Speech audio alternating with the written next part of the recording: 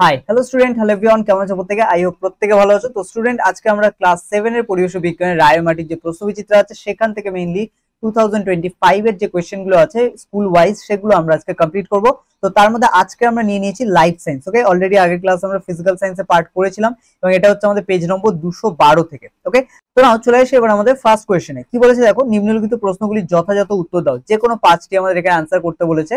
প্রথম প্রশ্ন দেওয়া হচ্ছে পত্রফলকের একটি কাজ লেখো। তো পত্রফলক গাছের জন্য খাদ্য প্রস্তুত করে, যেটাকে আমরা বলি হচ্ছে ফটোসিনথেসিস। তো এটা হচ্ছে আমাদের পত্রফলকের কাজ এবং প্রধান কাজ এটা আমরা বলতে পারি, কারণ পাতার হচ্ছে যে অন্যান্য অংশগুলো থাকে তার মধ্যে পত্রফলক যে অংশটা আছে সেটার প্রধান কাজই কিন্তু খাদ্য প্রস্তুত করা। ওকে, দেন চলে আসো জেকবসন অর্গান কোন প্রাণীর বিশেষ অঙ্গ এবং কেন?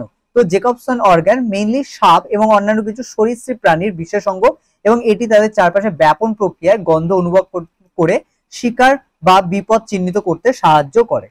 গাছের গুড়ি থেকে পরিবেশ দূষিত হয় কিনা কিভাবে বুঝবে?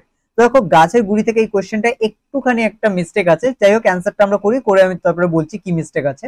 দেখো, উত্তরে আমাদের এখানে লেখা আছে গাছের গুড়ি যদি অস্বাভাবিকভাবে ক্ষতিগ্রস্ত বা বিকৃত হয় বা গুড়ির ছালে দাগ পড়ে ও ছত্রাক জন্মায়, তবে বোঝা যায় যে গাছটি দূষিত পরিবেশে প্রভাবে হচ্ছে আক্রান্ত হয়েছে বা ক্ষতিগ্রস্ত হয়েছে। তো এখানে দেখো, পরিবেশ দূষণের ফলে গাছের গুড়িতে কোনো প্রভাব পড়তে পারে কিনা এরকম কোশ্চেনটা হওয়া উচিত ছিল, কিন্তু এখানে কোশ্চেনটা সেরকম না করে করেছে গাছের গুড়ি থেকে পরিবেশ দূষিত হয় কিনা কিভাবে বুঝবে। তো এখানে গাছের গুড়ি থেকে দূষিত হয় না, তবে পরিবেশ যদি দূষিত হয় সেক্ষেত্রে কিন্তু গাছের গুড়ির উপর তার হচ্ছে প্রভাব পড়তে পারে এবং সেটা আমরা গাছের গুড়ি দেখে কিন্তু অনেক সময় বুঝতে পারি। ঠিক আছে, নাও নেক্সট কোশ্চেন চলে আসো। চলে বলেছে ওআরএস এর সম্পূর্ণ নাম কি? তো এটা আমরা আগে অনেকবার পড়েছি যে ওআরএস মিন্স হচ্ছে ওরাল রিহাইড্রেশন সলিউশন। এটা তোমরা চাইলে বাংলায় লিখতে পারো, তবে আমি তোমাদের রেকমেন্ড করবো যে এটা তোমরা ইংলিশে লেখো এবং এই যে স্পেলিংটা আছে পুরো এ টু জেড স্পেলিং হচ্ছে কপি করবে। ঠিক আছে, স্পেলিং এ কিন্তু একটা ছোট্ট মিস্টেক হলেই পুরোটা কিন্তু কেটে দেবে। ওকে, তো সেই কারণে হচ্ছে স্পেলিংটাকে খুব ভালো করে এখানে তোমাদেরকে খেয়াল রাখতে হবে। দেন চলে আসো 5 নম্বর। বলেছে পাখির দ্বারা পরাগ মিলন হয় এমন দুটো উদ্ভিদের উদাহরণ দাও। তো এখানে বাবলা এবং কলা এই দুটো হচ্ছে উদ্ভিদ যে দুটোর মধ্যে পাখির দ্বারা পরাগ মিলন হয়। এবার এছাড়া আরো অনেক উদাহরণ আছে, আমরা চাইলে অন্য যে কোনো উদাহরণ নিতে পারি। তো এখানে আমরা এই দুটো হচ্ছে রেখেছি, তোমরা চাইলে অন্যান্য আরো উদাহরণ দিতে পারো। ওকে, নেক্সট চলে আসো। বলেছে অস্থানিক মূল কাকে বলে? তো দেখো, অস্থানিক মূল আর অস্থায়ী মূল জিনিসটা অনেকটা একই রকমের। তো এখানে যে সকল হচ্ছে মূল কাণ্ড বা অন্যান্য অঙ্গ থেকে জন্মায়, যেমন পাতা থেকে হতে পারে, ঠিক আছে, বা মূল কাণ্ড পচে গিয়ে সেখান থেকেও হতে পারে, তো এগুলোকে আমরা সবই অস্থানিক মূল বলি। এবার উদাহরণ কি কি? ধান, তাল, সুপারি, পাথরকুচি এগুলো। এদের প্রত্যেকের ক্ষেত্রে কিন্তু প্রথমে একটা মূল থাকে, যদিও পাথরকুচিটা এদের থেকে আলাদা। তো এখানে ধান, তাল, সুপারি এদের প্রথম যখন একদম ছোট চারা গাছ বের হয় এদের একটা মূল থেকে, তারপরে সেই একটা মূল নষ্ট হয়ে যায় অথবা তার আশেপাশ থেকে আরো ওরকম ছোট ছোট মূল জন্মে এখানে অনেক কিন্তু মূল সৃষ্টি করে, যাদেরকে আমরা অস্থানিক মূল বলি। ঠিক আছে, পাথরকুচি মেইনলি হচ্ছে এর একটা পাতা থাকে এবং সেই পাতার হচ্ছে বিভিন্ন অংশ থেকে কিন্তু ছোট ছোট হচ্ছে মূল নির্গত হয় এবং সেখান থেকে আবার নতুন চারা গাছ বের হয়। তো এই কারণে আমরা পাথরকুচিকেও বলতে পারি এর যে মূলগুলি সেগুলো হচ্ছে অস্থানিক প্রকৃতির মূল। ঠিক আছে, নাও চলে আসি আমরা শূন্যস্থান পূরণ। কি বলা হয়েছে দেখো, মূলের ডগায় টুপির মতো যে অংশটি সেটিকে বলা হয় বা সেটি হলো ড্যাশ, এটাকে বলা হয় মূলত্র বা মূল টুপি, যে কোনো একটা আমরা বলতে পারি। বলেছে ফুলের ড্যাশ অংশ ফলে এবং ড্যাশ অংশ বীজে পরিণত হয়। তো ফুলের হচ্ছে গর্ভাশয় ফলে পরিণত হয় এবং ডিম্বক যে অংশটা সেটা বীজে পরিণত হয়। নেক্সট কোয়েশ্চেন চলে আসো, বন্ধ নর্দমা বা সেপটিক ট্যাঙ্কে যে বিষাক্ত গ্যাস জমে তা হলো। তো এটাকে মানে যে বিষাক্ত গ্যাস জমে তাকে বলা হয় হাইড্রোজেন সালফাইড।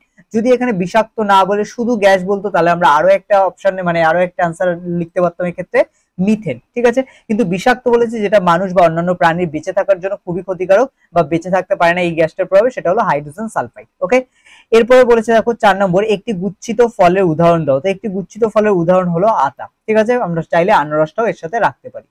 দেন চলে আসে দেখো, মানুষের জন্য উপকারী এমন একটি পোকার নাম বলো।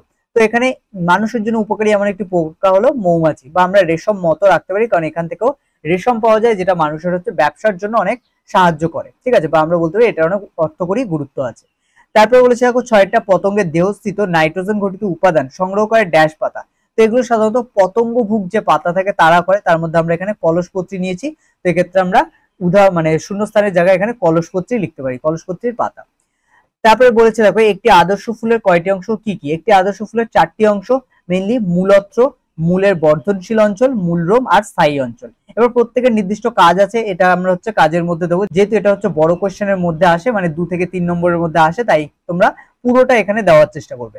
তো এখানে কি দেওয়া আছে দেখো, এই অংশ মাটিতে মূল ঢোকার সময় শক্ত আঘাত থেকে মূলের নরম অংশকে বাঁচিয়ে রাখে। 2 নম্বর হচ্ছে মূলের বর্ধনশীল অঞ্চল, মূলের টুপি বা আমরা মূলত্র যে অংশটা বললাম তার ঠিক উপরের জায়গা যেখানে কোনো রোয়া বা রোম হচ্ছে থাকে না, এই জায়গাটা পুরো ফাঁকা থাকে, তবে এই জায়গায় কিন্তু মূল ক্রমশ বৃদ্ধি পায়, তো সেই কারণে একে বর্ধনশীল অঞ্চল বলে, মানে এখানে লম্বায় বাড়তে থাকে মূল।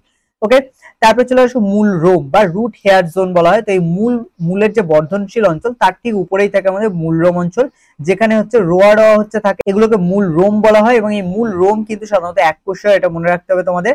আর এর কাজ কি? এর কাজ হচ্ছে মাটি থেকে জল এবং হচ্ছে খনিজ পদার্থ শোষণ করা। ওকে, তারপরে দেখো স্থায়ী অঞ্চল। স্থায়ী অঞ্চলের মধ্যে আমাদের মেইনলি মূলের যে মূলরোম অঞ্চল বললাম তার উপরের অংশটাকে হচ্ছে স্থায়ী অঞ্চল বলা হয়। তোমরা আশা করি বইয়ের ছবি হচ্ছে দেখেছো, বইয়ের ছবিতে তোমাদের আমি যখন ক্লাস করেছিলাম তখন এটা বলেছিলাম। তো মূলের হচ্ছে রোয়া রোয়া জায়গাটার উপরে যে শক্ত অংশ হচ্ছে থাকে সেটাকে বলা হয় স্থায়ী অঞ্চল। তো এই হচ্ছে অন্যান্য কোনো কাজ করে না এই অংশটা, এটার মেইন কাজ যেটা সেটা হচ্ছে গাছকে শক্ত করে মাটির সাথে আটকে ধরে রাখা, কারণ এখান থেকেই কিন্তু যে ছোট ছোট মূল বা আমরা বলতে পারি উপমূল যেগুলো, সেগুলো কিন্তু এই অঞ্চল থেকে বের হয়, বেরিয়ে হচ্ছে চারদিকে ছড়িয়ে পড়ে। এই হচ্ছে ব্যাপার। এবার আছে আমাদের 2 নম্বর কোশ্চেন, ফোরামেন কি? এঁচড়কে কেন যৌগিক ফল বলে?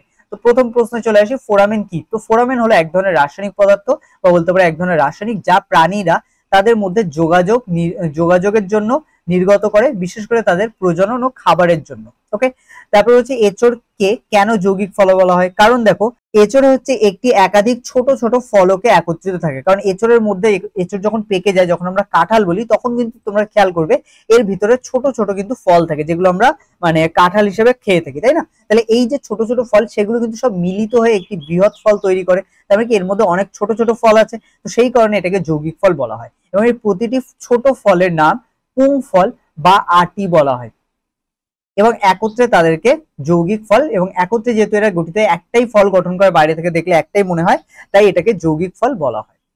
তারপরে বলেছে দেখো একটি আদর্শ ফুলের পুংকেশর এবং গর্ভকেশরের বিভিন্ন অংশগুলির নাম লেখো।